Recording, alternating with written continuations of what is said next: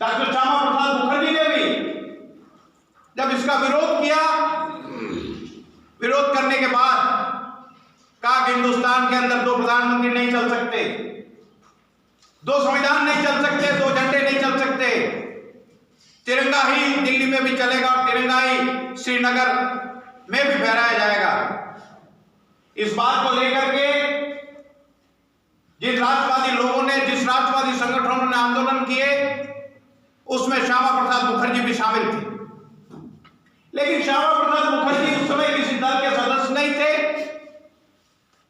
श्यामा प्रसाद मुखर्जी ने राष्ट्रीय सेवक संघ के द्वितीय संचालक आदरणीय गुरुजी से मुलाकात की और मुलाकात के बाद जब इन्होंने ये कहा कि राष्ट्रीय स्वयंसेवक संघ को राजनीति में आना चाहिए, तो परम पूज्य गुरुजी ने कहा कि राष्ट्रीय स्वयंसेवक संघ राजनीतिक क्षेत्र में काम नहीं करता है, ये सामाजिक क्षेत्र में काम करता है, लेकिन आपको एक राजनीतिक दल बनाना चाहिए और इस राजनीतिक दल में राष्ट्रीय स्वयंसेवक संघ के परिपक्व, निष्ठावान और दूरदर्शी से भरे कुछ कार्यकर्ता मैं आपको दूंगा। इस बात का मैं आपको विश्वास दिलाता हूं।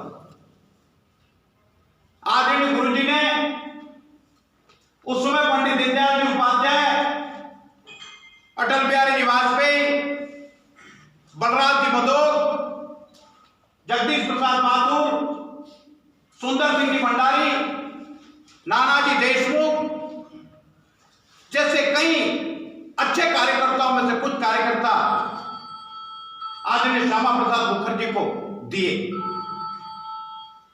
3 मई 52 से ये प्रक्रिया शुरू हुई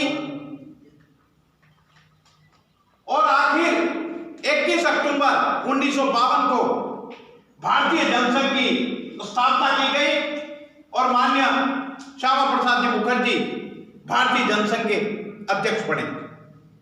और ठीक इसी के साथ ही भारतीय जनसंघ ने अपना घोषणा पत्र भी जारी किया और उन्होंने दिल्ली के अंदर रामबोध कन्या विद्यालय के शिवगंज के सामने एक बड़ी सभा को संबोधित करते हुए उन्होंने कहा कि भारतीय जनसंघ सभी समाज के लोगों को, सभी धर्म के लोगों को और सभी विचारधारा के लोगों को साथ लेकर चलेगा।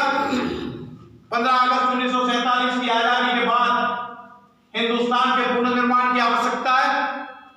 हम सभी धर्मों का स्वागत करेंगे, लेकिन हिंदुस्तान को पुनः एक बड़ा शक्तिशाली देश बने, इसके लिए भारतीय जनसंघ अपना कार्य करता रहेगा।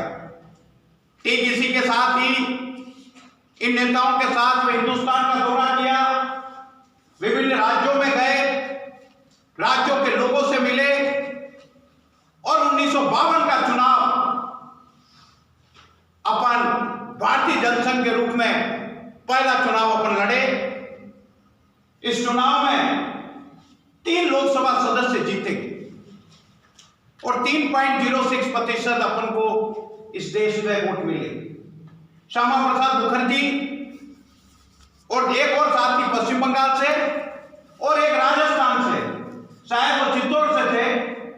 ये सांसद, 3 सांसद हिंदुस्तान के सदन में गए। श्यामा प्रसाद मुखर्जी के साथ कुछ निर्दलियों ने, कुछ राष्ट्रवादी अच्छे संगठन थे, उन्होंने मिलकर उनको विपक्ष का नेता घोषित किया और श्यामा प्रसाद मुखर्जी ने हिंदुस्तान की आवाज को सदन में अच्छी तरीके से और दमदार तरीके से पहुंचाया। पंडित नेहरू ने कहा कि मैं भारतीय जनसंघ को कुचल दूंगा श्यामा प्रसाद मुखर्जी जी। तो श्यामा प्रसाद मुखर्जी ने कहा कि जो जनसंघ को कुचलने की जो तुम्हारी मानसिकता है, मैं उस मानसिकता को कुचल करके रख दूंगा। इसके बाद जब समझौता हुआ, अलग से कश्मीर का प्रधानमंत्री बनाने की बात हुई, अलग से संविधान बनाने की बात हुई, अलग से झंडा फहराने की बात हुई, तो उस समय श्यामा प्रसाद मुखर्जी और अटल बिहारी वाजपेयी के साथ लेकर के कुछ कार्यकर्ताओं को लेकर के वे श्रीनगर की तरफ बढ़े और पठानकोट में उनको गिरफ्तार कर लिया गया समय परमिट लेकर के श्रीनगर जाना पड़ता था। आज की तरह आप कश्मीर में नहीं आ सकते थे। उस समय परमिट लेना पड़ता था और परमिट में आपको इजाजत हो तब आप कश्मीर की धरती पे जा सकते थे। और श्यामा प्रसाद मुखर्जी ने कहा था कि मैं इस कानून को तोड़ करके श्रीनगर की धरती पे जाऊंगा।